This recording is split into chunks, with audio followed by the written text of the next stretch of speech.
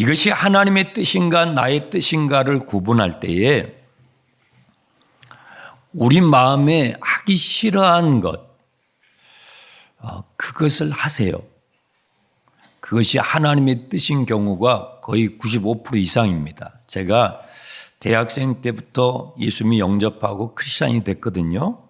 그리고 지금까지 오면서 주님을 따라가고 주님의 제자로 살아가는 가운데서 터득한 노하우예요. 우리 안에 성령의 소욕이 있고 예수 믿기 전에 육신의 소욕이 있는데 성령의 소욕과 육신의 소욕은 항상 대립하여 하나님의 뜻을 따라가는데 우리가 익숙하지 않고 거부하는 마음이 항상 일어나는 것입니다. 그래서 우리가 주의 말씀을 대할 때 내가 싫어하는 쪽을 우선적으로 선택하면 거의 하나님의 뜻인 경우가 많습니다. 1절 전염병이 있은 후에 그렇죠? 그 앞에 장에 바알볼의 사건이 있었습니다. 모압 평지에서 모압 여인들과 뒤섞여서 많은 사람들이 전염병으로 죽고 난 후에 하나님께서 인구 조사를 하라고 말씀하셨어요. 여러분 민수기서 제가 시작할 때 1장부터 1장에 뭐가 나왔죠? 제1차 인구 조사가 있었습니다. 그것은 시내산을 막 출발할 때에 출애굽 1세대, 애굽에서 나왔던 출애굽 1세대를 기준으로 한 인구 조사였습니다. 그런데 오늘 우리가 읽은 26장은요. 40년이 지나서 약속의 땅 코앞에서 1세대들은 거의 다 죽고 출애굽 2세대들을 계수한 인구조사가 되겠습니다. 자, 화면을 띄워주시기 바랍니다. 여러분들 읽으신 것을 1차 인구조사와 2차 인구조사를 대비해 가지고 표를 만들어 놓았습니다. 저 표를 보시게 되면 2차 인구조사, 1차는 1장에서 했으니까요. 비교하라고 지금 해놓은 것입니다. 2차 인구조사를 보시면 가장 많이 감소한 진영이 나옵니다. 가장 많은 감소가 있는 진영은 화살표로 위로 올라가는 곳은 증가한 것이고 내려온 곳은 감소입니다. 르우벤의 진영입니다. 르우벤의 진영 3개 지파, 르우벤, 시므온, 갓 지파는 전부 감소했습니다.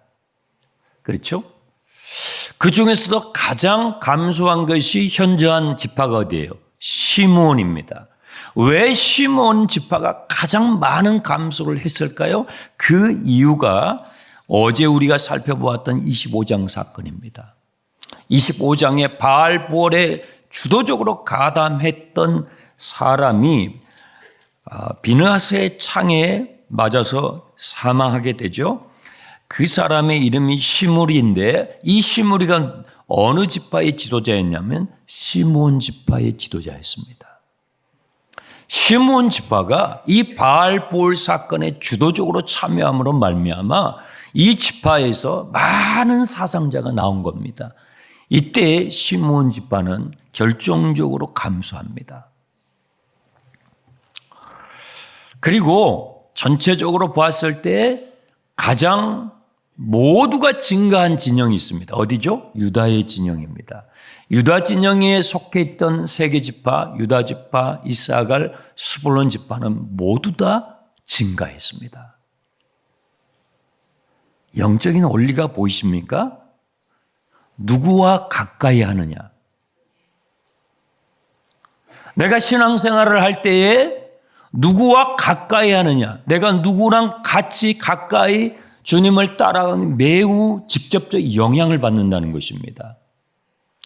내가 성령이 충만한 사람과 내가 하나님의 뜻에 순종하며 충만한 사람과 가까이 있을 때에는 거기에 머물 때는 그 진영은요 함께 시너지가 올라가요. 같이 증가해요. 그런데 하나님의 뜻을 거스리고 그런 곳에 내가 함께 하잖아요. 같이 감소하는 거예요. 네. 므낫세의 진영을 보시면 므낫세의 진영은 올라간 곳도 있고 감소한 곳도 있습니다. 그렇죠? 그리고 단 진영은 역시 올라간 곳이 있고 내려간 곳이 있습니다. 총계를 보시면 1차 때의 인구 조사는 60350이었습니다. 그런데 2차 때의 총수는 601730입니다. 거의 비슷합니다. 그러나 정확하게 하면 1820명이 감소한 것입니다. 세상의 기준으로 보았을 때는 1차 때보다도 2차 때 감소한 것입니다. 1820명이. 하지만 이것을 계수하고 있는 모세의 심정은 어떨까요? 40년이 지났어요. 광야를 통과하면서 수많은 일들이 있었죠. 하루도 편안할 일이 없었어요. 그렇죠? 원망과 불평 가운데서 이스라엘 전체가 전멸될 뻔했던 위기가 한두 번이 아니었어요. 그렇죠? 그 40년이 지나고 나서 모세가 이것을 2차에 카운트를 할 때 그의 심정이 어땠을까요? 감동이죠. 미러클입니다. 기적입니다. 지금 이들이 생존해 있는 것 자체가 기적입니다. 지금 이들이 시내산을 출발해서 40년이 지난 이 시점에서 거의 비슷한 숫자로 생존해 있는 그 자체가 기적입니다. 모세는요, 이 보고를, 이 인구조사의 보고를 대하면서 정말 하나님 앞에 감사했을 것입니다. 여러분 65절 마지막 구절을 보십시오.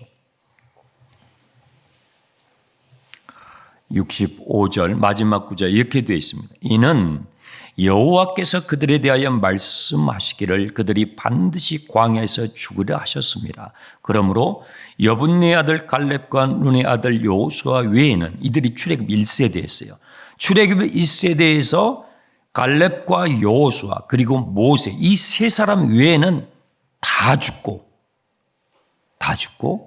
이제 출애굽 2세대만 딱 남았어요. 어떻게요? 여호와께서 말씀하신 대로 이거예요. 결론이 이거예요. 여호와께서 말씀하신 대로. 내가 한 것이 아니구나 이 말이에요. 주님이 하셨구나. 주님이 우리를 지켜주셨구나. 주님이 우리의 산성이 되어주셨구나.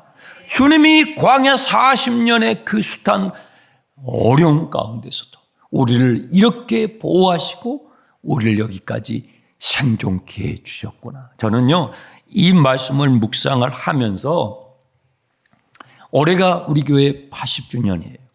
앞으로 40년 후를 생각해 봤어요. 몇 주년이에요? 120주년. 120주년에 우리 장충단 교회는 어떤 모습일까를 생각해 봤어요. 모세가 40년이 지나서 이것을 계수한 거예요. 다 망할 줄 알았다고요. 이 교회가 망할 줄 알았다고요. 다 감소해가지고 망할 줄 알았다고요. 그런데 120년이 지났을 때 하나님이 지켜주셨구나. 내가 한 것이 아니라 주님이 지켜주셨구나. 주님이 우리 교회를 지켜주셨구나. 주님이 우리 자녀들을 지켜주셨구나. 주님이 우리 자손들을 지켜주셨구나라고 고백하게 될 것입니다. 그 약속인 것입니다. 우리는 그 40년 동안 어떤 고비가 있을지 그 광야길에 숱한 고비가 있었던 것처럼 여러분 완주를 할 때요 항상 고비가 옵니다. 오늘 여러분들이 교회에 오실 때에 갈등을 분명히 했을 겁니다. 분명히 하셨을 겁니다. 왜냐하면 추워졌잖아요. 날씨가 뚝 떨어져서 갈까 말까. 그리고 오늘 본문을 보니까 이게 만만치 않는 본문이에요. 이걸 다 읽어? 이걸 다 읽고 여기서 무슨 메시지가 나올 수 있지? 이게 도대체 나에게 의미가 있을까? 에라, 오늘은 갈까 말까. 여러분 분명히 갈등이 있을 겁니다. 여러분 완주를 할 때요. 완주를 할 때 항상 고비가 와요. 그 고비가 와요. 그 고비를 넘을 때 신앙의 성장이 와요. 산을 올라갈 때요. 산의 정상을 정복할 때에 마지막 8분 흥선, 9분 흥선에 고비가 있다고요. 사람들은 거기서 발길을 돌려요. 아유, 이 정도 와도 난 대단한 거야. 아유, 내가 2주 했는데, 특세 2주 했는데 그것만 해도 대단한 거야. 그런데 어떤 분은요, 그 끝까지 올라가야 돼요. 끝까지 올라가야 돼요. 여러분, 완주하시기 바랍니다.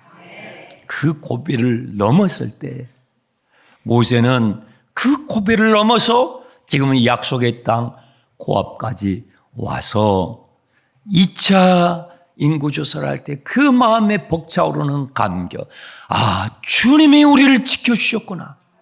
주님이 우리 자녀들을, 우리 자손들, 우리 다음 세대를, 우리 공동체를 보호해 주시고 지켜주셨구나 생각할 때 모세는요, 그 감격이 벅찬 감격에 사로잡혔을 것입니다. 오늘 여러분에게 어떤 고비가 있습니까? 오늘 여러분의 일터에, 여러분의 가정에, 여러분의 삶에 어떤 고비가 있냐 이 말입니다. 어떤 막힘이 있습니까? 어떤 방해가 있습니까? 어떤 장애물이 있습니까? 주님의 말씀을 따라가십시오. 마지막 구절이 그거잖아요. 여호와께서 말씀하신 대로, 여호와께서 말씀하신 대로 주님의 말씀을 따라가시면 됩니다.